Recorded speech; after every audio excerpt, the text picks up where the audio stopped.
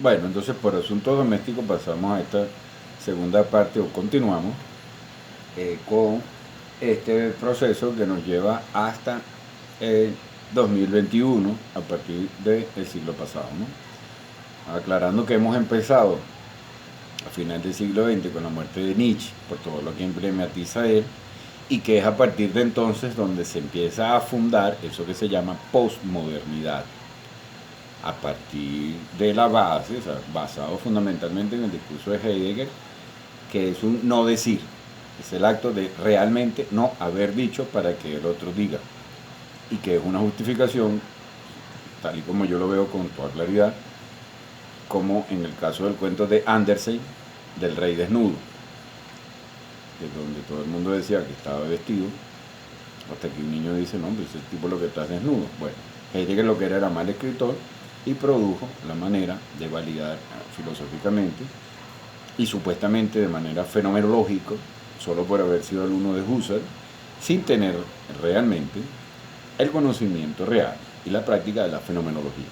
La otra cosa que iba a decirle, que desaparece en el discurso de Heidegger, a pesar de, además de esos nombres, y que resuelve, es decir, además de la palabra sujeto, política, moral y ética, entre otras, que no las va a nombrar y que son totalmente intrínsecas, afines y relacionadas con la filosofía, así sea para negarlas, pero él con la cuestión, como, o para criticarlas, como hizo Nietzsche, en el caso de Heidegger, las va a desaparecer como omisión. Por supuesto que los lingüistas de entonces, de ahí lo ridículo que me parezca cualquier heideggeriano de admiración de Heidegger en esta época, cuando ya existe el análisis lingüístico de las omisiones, que es algo demostrado, o sea, es algo de nivel científico. Las omisiones, en las omisiones está tu contenido inconsciente y en las asociaciones apresuradas, que es una de las pocas cosas que se puede rescatar del psicoanálisis lacaniano,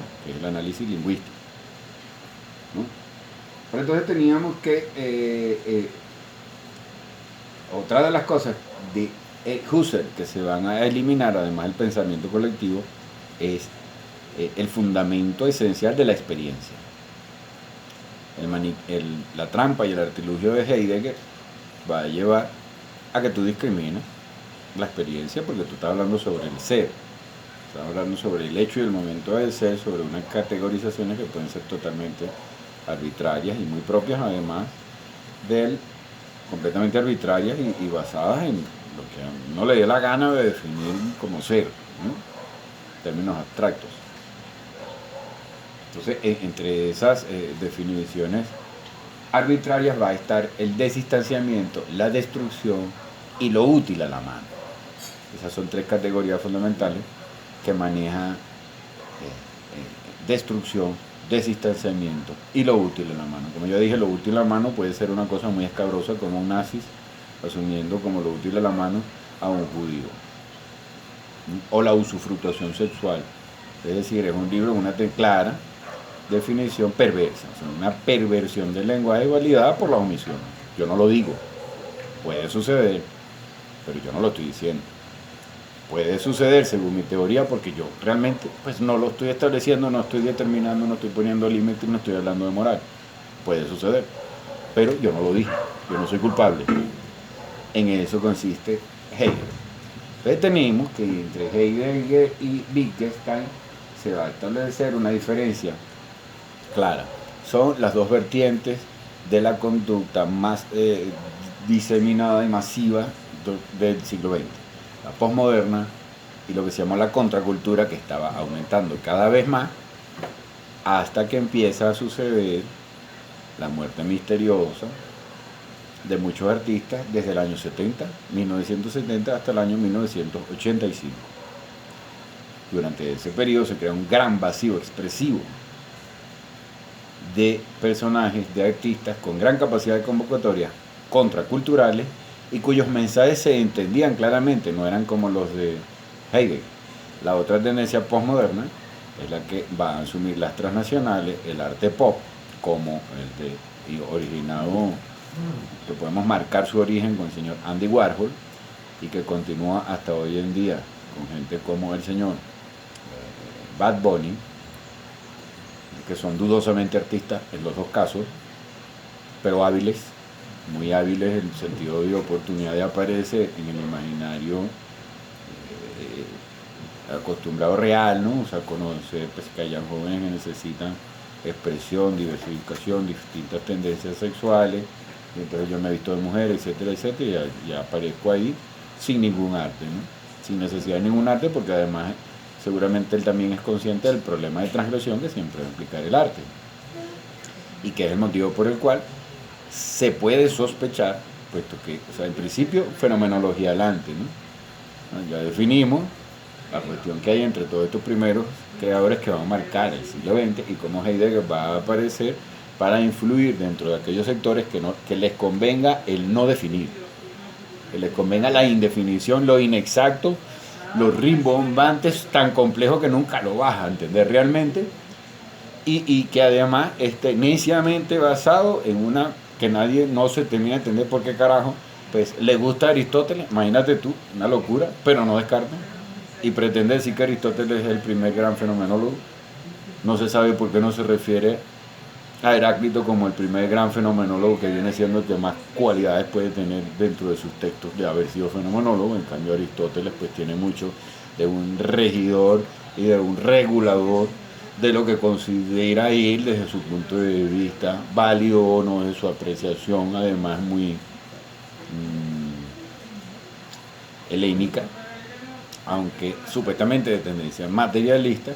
En realidad también son ideas, lo bello, lo hermoso, la armonía y todas esas observaciones, pues bueno, todo eso es idealismo, según la tendencia necia, ¿no? Retomando, para poder llegar y manteniendo nuestro objetivo de explicar una juventud y una realidad líquida, el motivo fundamental que descubre Jimmy Serna, que es muy claro, es que hay un vacío expresivo.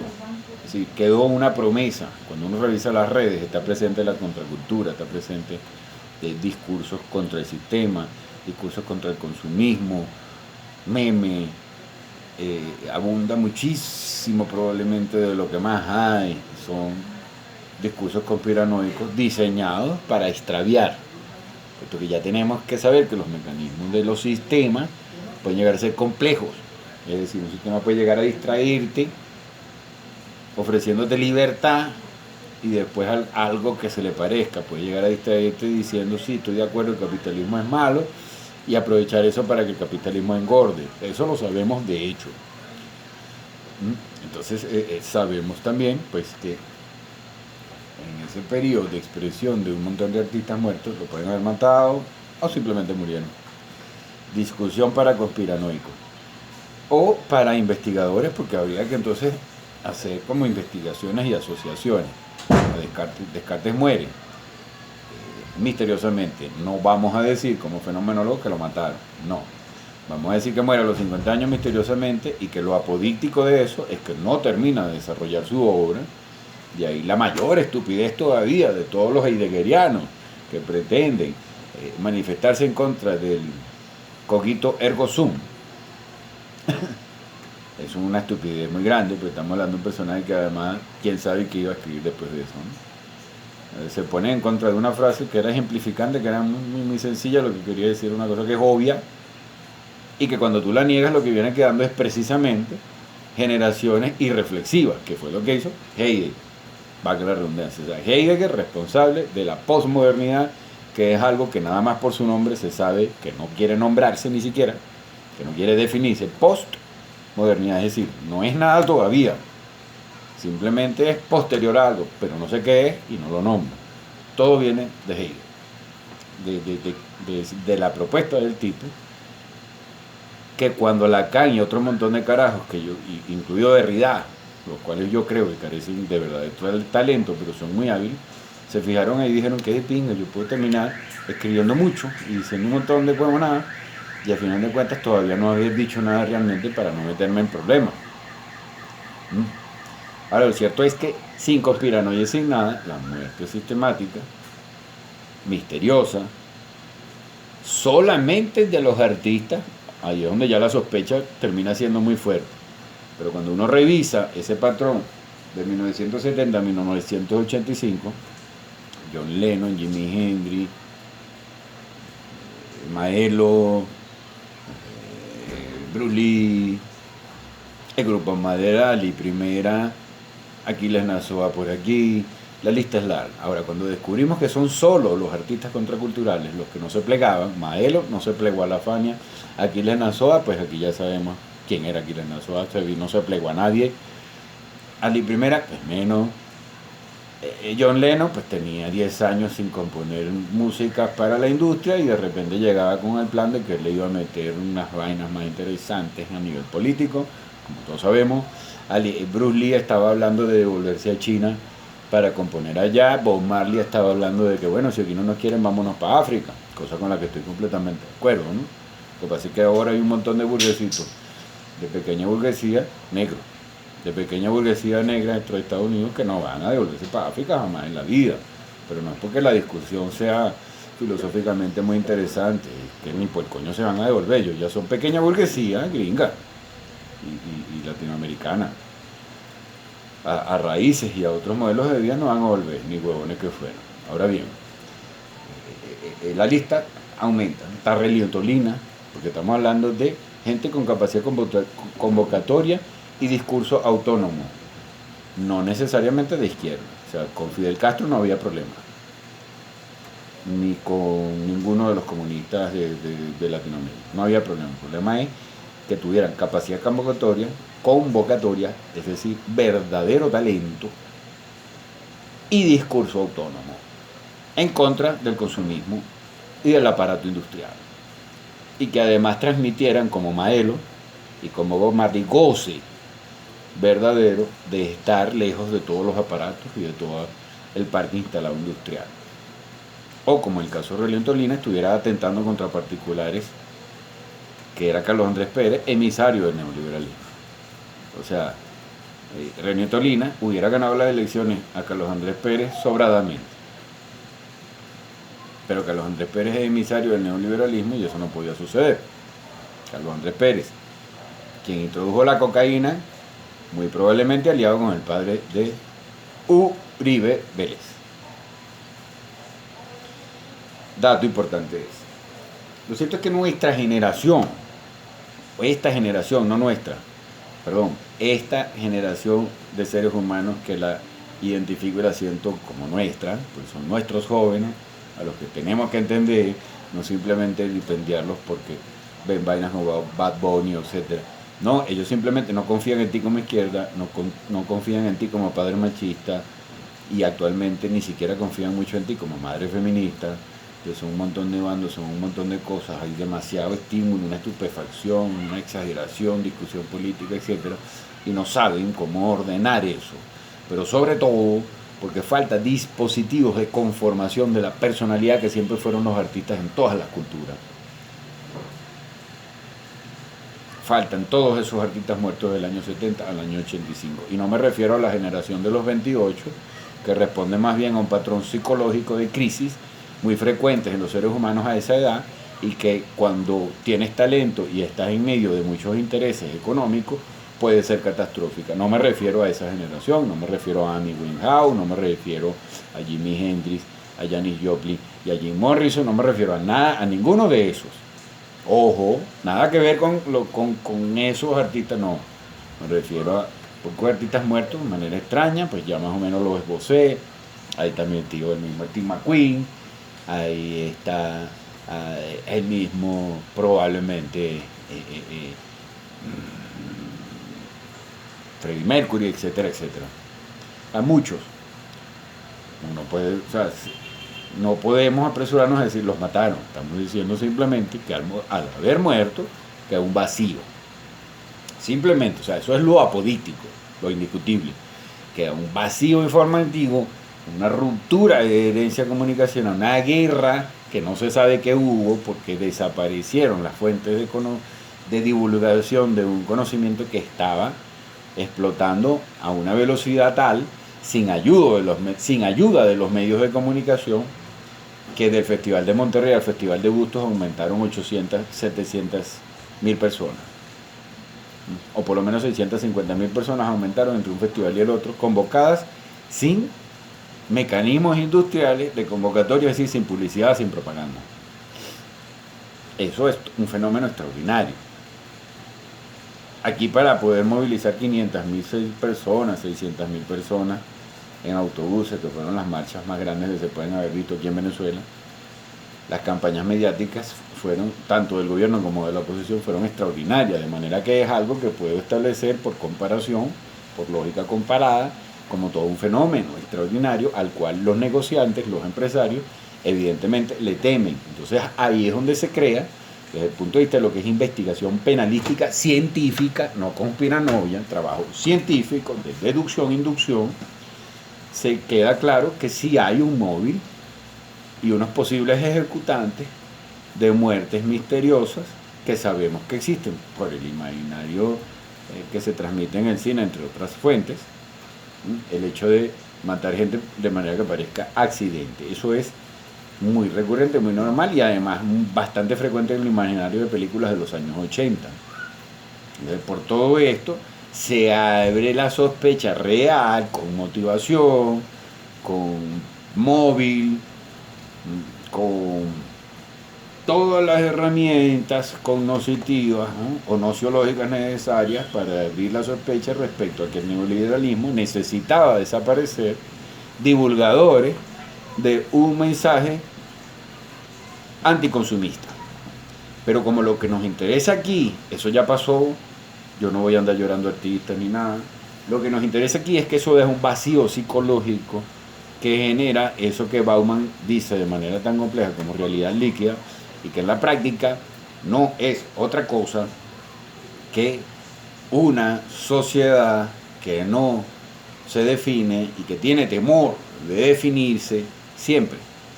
Generaciones nuevas, nuestras nuevas generaciones de jóvenes que tenemos que entender, tienen un gran problema con definirse, puesto que no ven herramientas suficientes para definirse y ven que además algunos que investigan un poco más descubren que para muchos idiotas, no puedo sino llamarlo de otra manera, Heidegger es un tipo inteligente y admirable, y cuando lo tratan de leer, o sea, cualquier joven, niño como ese, que le dice al rey, el rey está desnudo, de repente, es decir, con esa mentalidad infantil que Heidegger pretende ser para escribir semejante tontería, que de hecho ni los niños ni los jóvenes la van a entender, solo la entienden los adultos, vaya usted a saber cómo se puede tener la contradicción de haber pretendido que él tenía la mirada ingenua de un infante y que haya un montón de come mierdas a la bola que hayan pretendido auspiciar que Heidegger tenía eso, pero lo cierto, o sea, tenía esa condición, ese punto de vista de observación, pero lo cierto y más lamentable de todo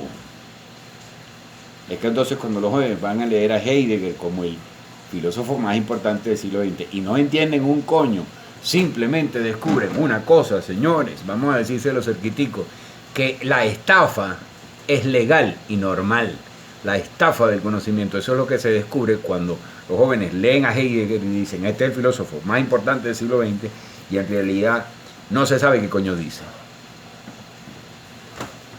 Y cuando lo investigas un poco mejor te das cuenta de que para poder entenderlo ahí resulta que tienes que leer a otro montón de gente y luego que lees a ese otro grupo de gente que he nombrado, Henri Poincaré, y ni siquiera los lees mucho, descubres sus conocimientos porque son bastante resumidos, además, ¿no? O sea, la idea lógica es la cuarta parte de Ser y Tiempo, ideas lógicas de Husserl, de Poincaré, Husserl, Einstein y Wittgenstein. Entonces descubres que en realidad ahí está la clave y que Heidegger es bulto, es papel impreso. Dentro de ese grupo, Heidegger es papel impreso haciéndote perder el tiempo. Y yo reto a cualquier heideggeriano, por favor, a que me rebata si estoy equivocado. Eso debe ser trabajado sistemáticamente para rebatir y desmontar al señor Emilio Serna como que está loco, porque yo estoy haciendo esto por conciencia, no porque querer ser polémico. No, o sea, yo era heideggeriano hasta que leía Heidegger. Cuando leía a Heidegger dije, coño, pero qué bola, ¿cómo es posible que yo haya sido tan idiota? Así mismo, estamos hablando de hace muchos años, ¿no? Pues en realidad siempre tuve la tendencia dura de la fenomenología. Pero en algún momento yo fui de los que, Heidegger, claro, no, el gran existencialista, fenomenólogo y tal, pero no lo había leído, de ser la verdad. Pero lo leí y me di cuenta de que es una patraña y de que es responsable directo de la perversión urbana. Responsable, bueno, por lo menos indirecto. Es decir, es un gran justificador y un permisador de la estafa intelectual. En términos que podemos analizar lingüísticamente. Ahora, nada más quería agregar el hecho de que para poder revisar bien el patrón de la sospecha de los artistas asesinados, no tiene nada que ver con el MK Ultra, ojo, los artistas asesinados del año 70 al año 85 no tiene nada que ver con esa estupidez que llaman el MK Ultra en las redes, en los medios, en YouTube, porque el MK Ultra no sé dónde sacaron ese nombre, no tengo idea, se refiere a que los artistas son controlados a través de drogas. Eso es un moralismo y una estupidez. Un artista de verdad, en el 80 o 90% de los casos, puede que pase por sus crisis existenciales como las tenemos todos en el mundo, porque los que se suicidan con sustancias no son nada más artistas, todo el mundo los pasa. Los que se suicidan o se agreden o pasan por fuertes depresiones y quieren anestesiarse cada vez más, no son nada más los artistas. Pero lo que sí podemos revisar es que en ningún otro momento de la historia hubo en 15 años tantas muertes misteriosas de artistas, específicamente de artistas, que tuvieran poder de divulgación. Entonces, otro elemento más que afianza la sospecha. Eso es un agravante, se pudiera decir, o sea, por lo menos en términos caóticos y de matemática, es un fundamento más estable aún para darle relevancia al número de muertos, de artistas muertos del año 70 al año 85. Eso le da una profunda relevancia al asunto, al número de esos artistas muertos del año 70 al año 85, cuando en ningún otro momento del siglo XX lo hubo, ni antes, ni durante los romanos, ni en Grecia, ni en China, ni Italia, etcétera, etcétera, etcétera. Sabemos, gracias a muertos artistas muertos en Colombia, por ejemplo, que es una metodología, pues tú matas artistas y matas un divulgador de unas ideas.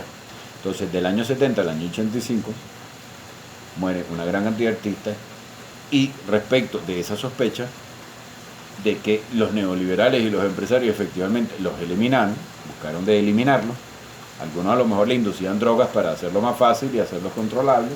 No es que el MK Ultra esté equivocado del todo, sino que el MK Ultra precisamente quiere distraer de lo que sí es una situación relevante, numéricamente notable, con motivación y con todas las herramientas para hacer una investigación, por lo menos que haga arqueo para poder reivindicar aquella situación, para poder conocerla, de esas muertes como dirigidas e intencionadas desde alguna planificación central con fines ulteriores, con fines posteriores, de bueno, alienar a todo el mundo para que venda y que nadie ande diciendo, nadie famoso que movilice mucha gente ande diciendo que no hay que consumir. Si lo dice Chomsky, que lo leen algunos carajos, no hay problema. Pero si lo dice Facundo Cabral, es otro, más recientemente, muerto de manera misteriosa. Y su discurso también era contracultural y no al consumo. Y también muere de manera misteriosa, pues se supone que trataron de asesinar al productor que estaba antes de él, pero ¿cómo es posible que todas las balas le hayan caído al que estaba atrás? Cuando alguien quiere matar a alguien, va y lo mata. Los otros reciben 1 o 2 disparos, pero todas las balas le cayeron al otro. Es decir, a Facundo Cabral. Entonces, sobre la sospecha de la muerte de estos artistas y de quién hayan podido ser los ejecutantes, ahí eso es un tema aparte. Nos interesa fundamentalmente el hecho de que, sea cual sea el motivo por el cual tantos artistas de un movimiento determinado y con una influencia intelectual determinada mueren en 15 años, deja consecuencias en la psique de las generaciones posteriores, puesto que el arte que va a venir posteriormente ya tiene características muy específicas que son arte industrial, es decir, es un arte en el cual en realidad hoy por hoy muy poca gente se acuerda, salvo de Gilberto Santa Rosa y Eddie Santiago, ¿no? y Jerry Rivera, difícilmente se van a acordar de nadie, de ninguno de los que componía salsa erótica. De los reggaetoneros, uno que otro por ahí. Y del disco music no opinas nada, porque es básicamente para mantenerte moviéndote, como todo baile. Eso no es que esté mal, no hemos definido aquí como que nada esté mal hacer porque los seres humanos necesitamos distraernos, tener vanidades.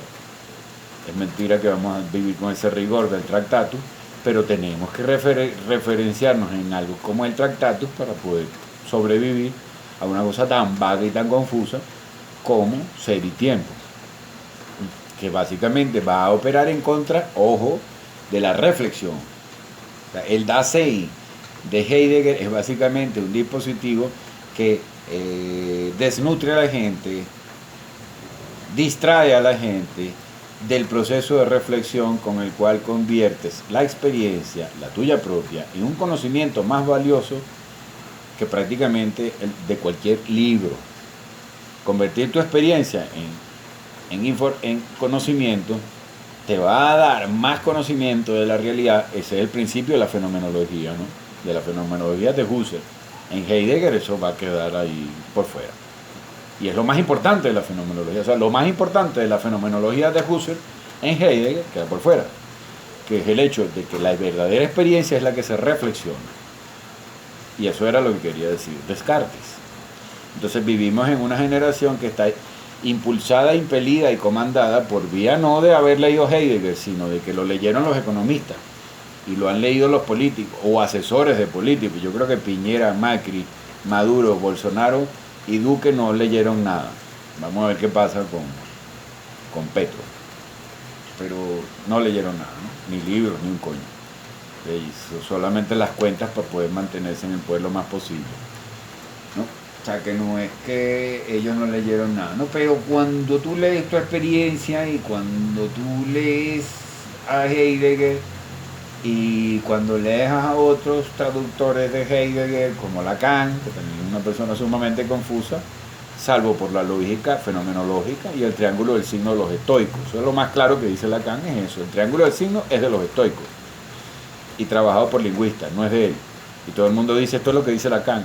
Ese es otro usufructuador, no es cierto. Lacan jamás habló de la representación. O sea, él por primera vez no, él habló de eso, pero lo que es representación, imaginario y cosa en sí, ese triángulo es de los estoicos, no es de Jacques Lacan.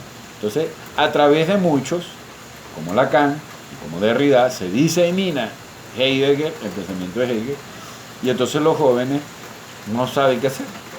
Nadie les habla claro. Se dejan ir, se dejan llevar. Algunos tienen habilidad para dinero, la pegan por ahí como youtuber, inventan cualquier cosa. Pero yo no vilipendio a ninguno. Al reggaetón, por ejemplo, no me parece malo, no me parece que las nuevas generaciones sean más idiotas, demasiado hedonistas o esto. No, simplemente están asumiendo una actitud en un mundo de altamente conflictivo, con demasiados estímulos y con demasiadas contradicciones. Entonces, ojalá pues hagamos algo nosotros las personas que somos mayores para que los jóvenes realmente entiendan que el mundo realmente del todo no hay que entenderlo. No, vamos a terminar de mojarnos un poquito para que se vea. Hay que irlo entendiendo, hay que ir creando bases para que la gente entienda cómo lo que construimos afuera también va sirviendo como estatutos, como estructuras, por analogía, en nuestro cerebro, de manera que quedan relacionadas ambas cosas. Tú construyes una casa y vas a construir conceptos más fuertes porque por analogía vas a buscar, cuando tú pongas una viga, oye, no se mueve, hay que reforzar aquí, entonces vas a saber lo que es también, que necesitas, vas a ir sintiendo la sensación de lo que es algo fuerte y vas a aplicar eso a los conceptos. Cultura silvestre. Yo no digo posmodernidad, yo no digo rescatar la contracultura de Wittgenstein, que se negó a la dote. Otra cosa que es interesante que señalar es que Heidegger viene siendo alguien aspirante de clases más o menos bajas, era monaguillo.